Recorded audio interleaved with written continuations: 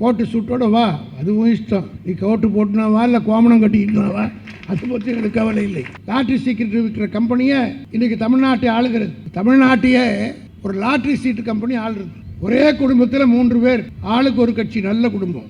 Lottery சீட்டில் அடித்த கொள்ளை, இன்ஸ்டாகிராம் அது இதுன்னு 3 மாசமா 3 வருஷத்தில் 2 வருஷத்தை கான்சன்ட்ரேட் பண்ணி, குறிப்பாக 3 நாள் நீங்கள் ஒவ்வொருத்தரையும் கேட்டாலே ஓட்டு போட்டவங்களாம் திமுக எப்படி தோற்றுதுன்னு தான் கேட்குறான்.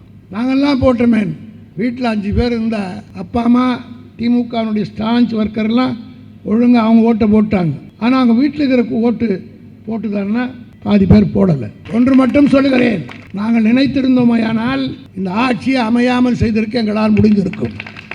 ஆனால் என்ன ஆகும் தெரியுமா, இந்த தமிழ்நாட்டு மக்கள்லாம் விஜய் வந்திருந்தால் இதை கீழ்ச்சிருப்பார், அதை கொடுத்துருப்பார். 6 சிலிண்டர் கொடுக்குறேன்னார், 57 ரூபா ஏறி போச்சு. அல்பைக்கு வாழ்வு வந்தால் அர்த்தராத்திரியில் கூட பிடிக்கிற மாதிரி இந்த ஆதவ அர்ஜுனான்னு ஒரு மந்திரி போட்டிருக்காங்க. அவர் ரொம்ப திமிராக பேசுகிறார், ஆணவமாக பேசுகிறார். அவருக்கு நான் மிகுந்த மரியாதையோடு சொல்கிறேன். அவர் எப்படின்னா, அவருக்கு என்ன பழக்கம்னா, சில பேருக்கு சில பழக்கம் இருக்கும். புதுசாக புது ஹோட்டல் திறந்த உடனே முதல்ல போய் உட்காந்து சாப்பிடுவான். ஏன்னா முதல் நாள் அந்த ஸ்வீட் ஒன்று வைப்பான் இலவசமாக, அதை போய் சாப்பிடுவாங்க. அது மாதிரி ஒவ்வொரு ஏரியாலையும் எந்தெந்த ஹோட்டல் திறக்கிறானோ அதெல்லாம் போய் சாப்பிட்டு முதல் நாளே போய் சாப்பிட்டு வந்துடுவோம். அந்த மாதிரி அரசியலில் சில பேர் யார் கட்சி ஆரம்பித்தாலும் முதல்ல போய் கையெழுத்து போட்டு வர பழக்கம் இருக்குது. அப்படிப்பட்ட ஒரு ஆள் தான் ஆதவ அர்ஜுனா. எடப்பாடியை ஒரே விஷயத்தில் நான் பாராட்டுறேன், அந்த அப்ளிகேஷனை ரிஜெக்ட் பண்ணிட்டார். பல பேர் ஏற்றுக்கின எடப்பாடி. அந்த வகையில் அவரை முதல்ல புரிஞ்சுக்கிட்ட ஒரே ஆள் அவர் தான் நான் நினைக்கிறேன். பார்த்த அடையாளம், இவன் முகமே சரியில்லை, ஒரு மாதிரியாக வித்தியாசமாக இருக்கா, ரொம்ப நெளிகிறான். ரொம்ப நெளிருன்னு நம்பவே கூடாது. அவன் தான் முதல்ல முதுகில் குத்துவான். அவன் எடப்பாடி கிட்ட போனவனே இல்லை இல்லை நோ வேக்கன்சின்னு அனுப்பிச்சி விட்டார். அதுக்கப்புறம் டிவிக்கில் போய் சேர்ந்தார். ஆக இப்போ டெம்பரரியாக அங்கே இருக்கார். நான் சொன்னது மாதிரி புது ஹோட்டலில் ஆரம்பித்தா முதல்ல சபை அண்ணாமலை புது ஹோட்டலில் ஆரம்பிக்க போகிறார். ஆக விஜய் இவரை கட்டி போடுறது நல்லது. புது ஹோட்டலில் ஆரம்பித்தோன்னு அங்கேயும் சாப்பிட போயிட்டாலும் போயிடுவான். அவர் திமுகவுக்கு சவால் விடுறார். திராவிட முன்னேற்ற கழகத்துடைய வரலாறு உங்களுக்கு தெரியாது. கீழ்த்தரமாக பேசினால் அதை விட கீழ்த்தரமாக பேசுறதுக்கு எங்கிட்ட ஆள் இருக்கு. இந்த தமிழ்நாட்டு மக்களுக்கு பல்வேறு பணிகளை நாம் செய்தோம். ஆனால் ஒரு விபத்தின் காரணமாக ஒரு 3 நாளிலே ஏற்பட்ட பிரச்சாரத்தில் மயங்கி மனதை பறிகொடுத்து மக்கள் மாறி வாக்களித்தார்கள். அதனுடைய விளைவு இன்றைக்கு ஏறத்தாழ 30 நாட்களாக 3 நாட்களிலே அந்த ரீல்ஸ், இன்ஸ்டாகிராம் இதன் மூலமாக மனமாற்றம் பெற்றவர்கள் குறிப்பாக இந்த சென்னை மாநகரத்தில் 35 நாட்களாக தூக்கமின்றி தவிக்கிறார்கள். இங்கே அருமை சகோதரி ஒரு வீட்டை குறிப்பிட்டு சொன்னார். பெரிய வீட்டை கட்டி கொடுத்தார் திமுக, இதெல்லாம் செய்து கொடுத்தது என்று. நாம் கட்டி கொடுத்த வீட்டிலே இருக்க முடியாமல் ரோட்டிலே வந்து காற்றுக்காக நிற்கிற பொதுமக்கள் 30-34 நாட்களிலே வந்துவிட்டது. ஆட்சியில் இருக்கிறவர்கள் அவர்களை கேட்டால், இன்றைக்கு திமுக ஆட்சியிலே இப்படி நடந்திருந்தால் சேகர் பாபு விட்டிருப்பாரா? ஒரே நாளில் 1 மணி நேரத்தில் அந்த பிரச்சனை தீர்க்கப்பட்டிருக்கும். ஆனால் 34 நாட்களாக சென்னை மாநகரத்தில், அதுவும் கொளுத்துகிற வெயில், தாங்க முடியாத வெயில், இதுவரையிலே தமிழ்நாட்டிலே சென்னை மாநகரத்திலே இதுவரையிலே காயாத வெயில் கடந்த 1 வார காலமாக வெயில் கொளுத்தி கொண்டிருக்கிறது என்று எல்லோரும் சொல்லுகிறார்கள். அப்படிப்பட்ட நேரத்தில் மின்சாரம் பல இடங்களிலே கிடைக்கவில்லை. அதுக்கு கேட்டால் ஃபியூஸ் கேரியரை திருடிட்டான்றான். இதெல்லாம் முட்டாள் கூட சொல்ல மாட்டான். ஒரு வீட்டில் இருக்கிற ஒரு ஃபியூஸை தாண்டா பிடுங்க முடியும். ஆனால் ஒரு டிரான்ஸ்ஃபார்மரை ஆப்ரேட் பண்ணுற விதமே வேறு. ஒவ்வொரு மின்சார டிரான்ஸ்ஃபார்மருக்கு முன்னாடியும் ஒரு வாசகம் எழுதியிருக்கும் இங்கிலீஷில், energy cannot be stored, energy can be சேவ்டுன்னு இருக்கும். என்ன அர்த்தம்னா, மின்சாரத்தை ஸ்டோரில் வச்சு தூக்கி ஃப்ரிட்ஜில் மீன் முன்னால் செஞ்ச காய்கறியை ஃப்ரிட்ஜில் வைக்கிற மாதிரி கரண்ட்டை ஸ்டோர் பண்ணி வைக்க முடியாது. Energy cannot be stored, electricity cannot be stored, it can be saved. எப்படி சேவ்டுன்னா, இப்போ 10 ஏசி போடுறோன்னா அதில் 3 ஏசியை கட் பண்ணிட்டு 7 இப்போ ஏசியை யூஸ் பண்ணால் அதன் மூலமாக மின்சாரத்தை குறைச்சி யூஸ் பண்ணலாம். ஆனால் அது கூட தெரியாமல் ஒரு மந்திரி சொல்கிறார், திமுக காரெல்லாம் ஃபியூஸில் பிடிங்கி விட்டான். அப்போ உங்ககிட்ட இருக்கிற போலீஸ் நான் பிடிங்கினா இருக்குது, இதுக்கு தானே போலீஸ் இருக்கிறது. பழமொழி கிராமத்தில் சொல்லுவாங்க, ஐயா பிடுங்குற பிடுங்களுக்கு தயிரஞ்சோறும் வெங்காயம். அதுபோல் இவர் சொல்கிற ஒரு மந்திரி சொல்கிறார், பெரிய போலீஸ், அந்த போலீஸ் கையில் வச்சுருக்கிறதில்ல, எங்களுக்கு மண்டபம் கொடுக்கக்கூடாதுன்னு சொல்லிட்டு போலீஸ்காரன் அனுப்பிச்சு லைசன்ஸை கேன்சல் பண்ண சொல்கிறார். அந்த போலீஸை போய் ஃபியூஸ் கேரியரை பிடுங்குறோன்னு நீ பிடிச்சி போட்டிருக்கலாமில்ல. ஆக தமிழ்நாட்டை இன்னும் ஏமாற்றுவதற்காக இந்த மின்சார தேவகண்டி கலைஞர் தளபதி உட்கார்ந்திருந்தால் 1 மணி நேரத்தில் இதை சால்வ் பண்ணி பாட்டிருப்போம். எங்கேருந்து மின்சாரத்தை வாங்குவது? இதெல்லாம் இந்த மாதிரி வருஷம் ஜூன் மாதத்தில் மின் தட்டுப்பாடு வரும். அது எப்படி பண்ணுவாங்கன்னு சொன்னால், பெரிய பெரிய கம்பெனிகளுக்கு ஆலைகளுக்கு போகிற இந்த கன்சம்ஷனை குறைச்சி டொமஸ்டிக் சப்ளைக்கு சாப்பிட கொடுப்போம். நான்லாம் தொழிற்சங்கத்தில் இருந்திருக்கிறேன். தொழிற்சாலைக்கு போயிட்டு வர்றவங்க வேலைக்காரங்களுக்கெல்லாம் தெரியும். அப்போ சில கம்பெனியில் லே ஆஃப் கொடுப்பாங்க, சில இடத்துல டீசலை வச்சு மோட்டரை வச்சு மின்சாரத்தை தொழிற்சாலையில் யூஸ் பண்ணுறதுக்கு யூஸ் பண்ணுவாங்க. அந்த கரண்ட்டை டைவர்ட் பண்ணி டொமஸ்டிக் இது மாதிரி வீடுகளுக்கு இருக்கிற சப்ளைக்கு 24 மணி நேரம் கொடுப்பாங்க. அதை செய்த ஒரே தலைவர் நம்முடைய தலைவர் தளபதி மு.க. ஸ்டாலின். இருக்கிற கரண்ட்டை வைத்து ஈக்குவல் டிஸ்ட்ரிபியூஷன் எப்படி பண்ணுறதுன்ற கூட தெரியாமல் ஆட்சியில் உட்காந்து கோட்டு சூட்டோட வா, அதுவும் இஷ்டம், நீ கோட்டு போட்டுனாவா இல்லை கோமணம் கட்டிக்கிட்டுனாவா, அதை பற்றி எனக்கு கவலை இல்லை. ஏன்னா கோமணம் கட்டினவங்களாம் இனிமேல் ஆட்சிக்கு வந்தாலும் வருவாங்க. அதுக்கும் போடுவதற்கு இந்த நாட்டில் ஒரு கூட்டம் இருக்கும். ஆனால் அதை பற்றி நாங்கள் கவலைப்படவில்லை. திமுகவை பொறுத்த மட்டிலும் இது ஒரு இயக்கம், ஒரு கட்சி கிடையாது. எங்களுக்கு என்று ஒரு கொள்கை இருக்கிறது. அதனால்தான் 77 ஆண்டு காலமாக இந்த இயக்கத்தை எவனாலும் தொட்டு பார்க்க முடியவில்லை என்பதை நான் பெருமையோடு தெரிவித்துக் கொள்வேன். அவர்களுக்கு ஆட்சி நடத்துவதற்கு தெரியவில்லை. அதற்கு மாறாக விவரமில்லாத மந்திரிகளை வைத்துக்கொண்டு லாட்ரி சீக்கிரம் விற்கிற கம்பெனியை இன்றைக்கி தமிழ்நாட்டை ஆளுகிறது. தமிழ்நாட்டையே ஒரு லாட்ரி சீட்டு கம்பெனி ஆளுறது. ஒரே குடும்பத்தில் 3 பேர், ஆளுக்கு ஒரு கட்சி, நல்ல குடும்பம். அதிமுகவில் ஒருத்தர் எம்எல்ஏ, மாமியார் அதிமுக எம்எல்ஏ, மருமகன் டிவிகே மந்திரி, பாண்டிச்சேரியில் ரங்கசாமி கட்சியில் போய் இன்னொருத்தர் மந்திரி எம்எல்ஏ.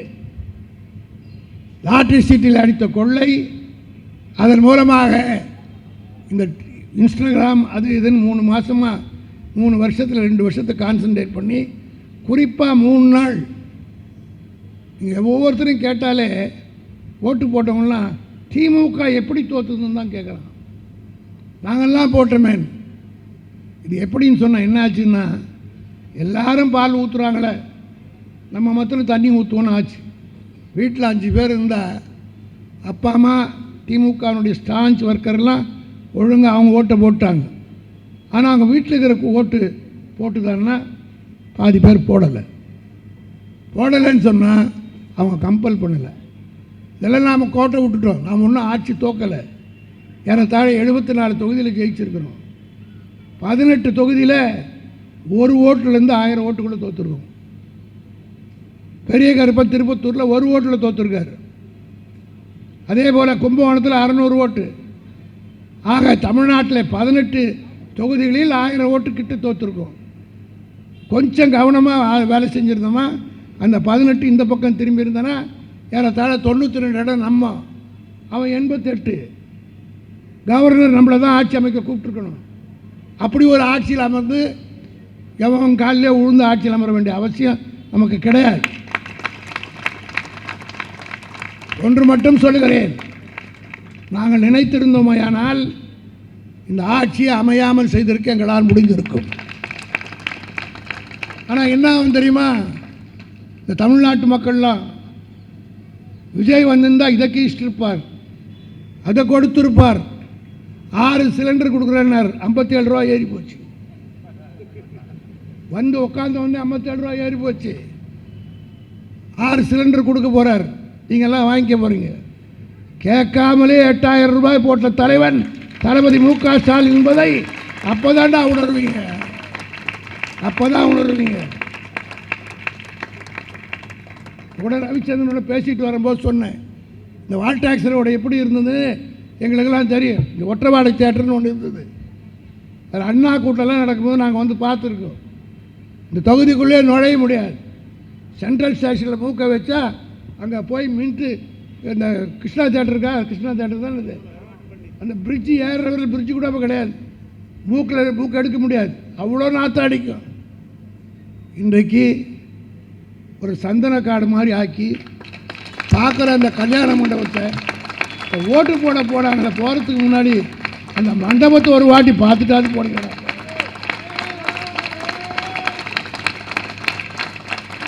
10 லட்சம் ரூபாய் சென்னையில் வாடகை கொடுத்தா கூட அப்படிப்பட்ட ஒரு மண்டபம் கிடைக்காது. அதை கட்டி கொடுத்தவர் நம்முடைய தொகுதியினுடைய சட்டமன்ற உறுப்பினர் சேகர்பாபு. இதுபோல் இதே வேலை இதை விட மிஞ்சக்கூடிய அளவுக்கு கொளத்தூரில் ஒன்று கொட்டுவார். அது ரொம்ப நல்லா இருப்பாங்க அந்த ஜனங்க, ரொம்ப நீடு வாழ்க. நான் சபிக்கலை, ஆனால் அவன் கக்கன் தான் நக்கணும். அது வரலாம் நான் பார்த்துக்கிட்டாங்க. எங்களுக்கு ஒன்று நாங்கள் ஒன்றும் செத்து விட மாட்டோம். எத்தனையோ முறை ஆட்சி போச்சு, எங்களை மாதிரி ஜெயிச்சவனும் இல்லை, எங்களை மாதிரி தோற்றவனும் கிடையாது. 234 தொகுதியில் 220 தொகுதி ஜெயித்த கட்சி திமுக. 184 தனியாக ஜெயித்தோம். எங்கள் கூட்டணியோடு சேர்த்து 71ல் 220 சீட்டு ஜெயிச்ச கட்சி தான் திமுக. அதே போல் ஒரே ஒரு தொகுதி 91 ஜெயிச்சது, அந்த தொகுதிக்கு இந்த துறைமுகம். ஆக அதுக்கு எப்படி நாங்கள் செத்து போட்டோமா? அல்பைக்கு வாழ்வு வந்தால் அர்த்தராத்திரியில் கூட பிடிக்கிற மாதிரி இந்த ஆதவ அர்ஜுனான்னு ஒரு மந்திரி போட்டிருக்காங்க. அவர் ரொம்ப திமிராக பேசுகிறார், ஆணவமாக பேசுகிறார். அவருக்கு நான் மிகுந்த மரியாதையோடு சொல்கிறேன். அவர் எப்படின்னா, அவருக்கு என்ன பழக்கம்னா, சில பேருக்கு சில பழக்கம் இருக்கும். புதுசாக புது ஹோட்டல் திறந்த உடனே முதல்ல போய் உட்காந்து சாப்பிடுவான். ஏன்னா முதல் நாள் அந்த ஸ்வீட் ஒன்று வைப்பான் இலவசமாக, அதை போய் சாப்பிடுவாங்க. அது மாதிரி ஒவ்வொரு ஏரியாலையும் எந்தெந்த ஹோட்டல் திறக்கிறானோ அதெல்லாம் போய் சாப்பிட்டு முதல் நாளே போய் சாப்பிட்டு வந்துடுவோம். அந்த மாதிரி அரசியலில் சில பேர் யார் கட்சி ஆரம்பித்தாலும் முதல்ல போய் கையெழுத்து போட்டு வர பழக்கம் இருக்குது. அப்படிப்பட்ட ஒரு ஆள் தான் ஆதவர்ஜன்.